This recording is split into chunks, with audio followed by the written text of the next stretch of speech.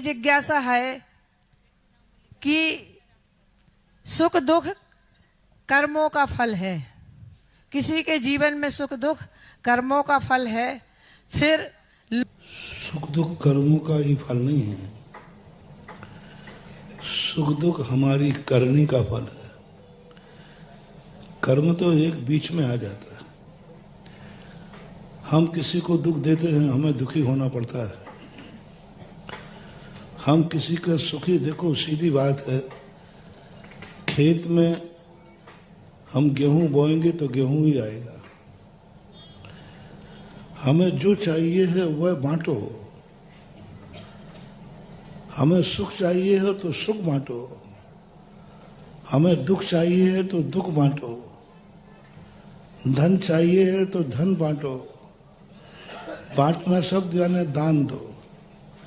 हमें सुख चाहिए है तो दूसरों को सुख का दान दो। हमें धन चाहिए तो धन का दान दो। हमें निरोगता चाहिए तो औषधि दान दो। हमें निर्भयता चाहिए तो अभय दान दो।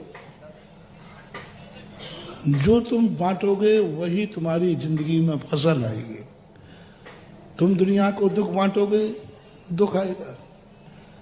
दुनिया को बुरा सोचोगे, तुम्हारा बुरा होगा। दुनिया का भला सोचोगे, तुम्हारा भला होगा।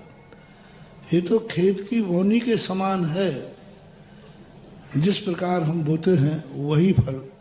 ऐसा नहीं सोचने का मूल कारण रहता है उसका कि वह अपने आप को विचार नहीं कर पाता कोई व्यक्ति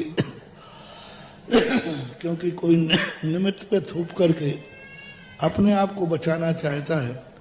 वह व्यक्ति आज जितना दुखी है कल और ज़्यादा दुखी होगा, क्योंकि कोई भी किया हुआ कृत्य अपना करने पर दूसरे पर थोपना अपने ही किए कृत्य को और वृद्धि करना है। इसलिए जैन दर्शन यही कहता है, जब भी कर्म का उदय आए सारा दोष अपने ऊपर ले लीजिए। किसी की कोई गलती नहीं है। मैंने ही ऐसा किया होगा जो आज मेरे साथ ऐसा हो रहा है। ये जो चिंतन है यही शांति है, यही जीवन का लक्ष्य हो और इसी में हम दुख से छुटकारा पा सकते हैं।